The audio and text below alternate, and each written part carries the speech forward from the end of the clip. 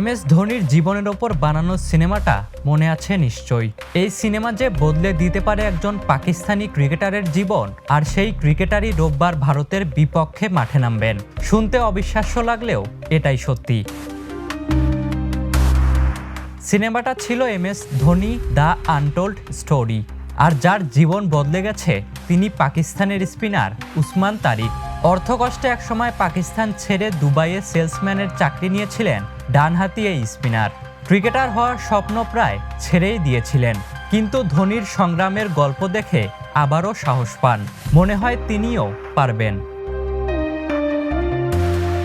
দেশে ফিরে এক বন্ধুর মাধ্যমে পরিচয় হয় পাকিস্তানের ওপেনার ফখর জামানের সঙ্গে। সেখান থেকেই একাডেমিতে সুযোগ, কঠোর পরিশ্রম আর নিজের অদ্ভুত বোলিং অ্যাকশন নিয়ে সবার নজর কাড়েন। আন্তর্জাতিক টি-20তে মাত্র 4 ম্যাচে 11 উইকেট নিয়ে ইতিমধ্যেই আলোচনায় তিনি।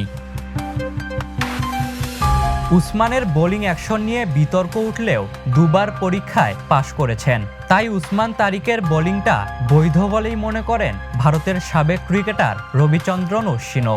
নিজের বোলিং নিয়ে উসমান জানাচ্ছেন, তিনি দীর্ঘ পথ পেরিয়ে এসেছেন, এখন তার পেছনে তাকানোর সময় নেই। ভাগ্যের মোড় ঘুরে যাওয়া সেই মানুষটি এবার ভারতের বিপক্ষে বিশ্বমঞ্চে নিজেকে প্রমাণের অপেক্ষায় আছেন। Ishtiaq Mahin, the news.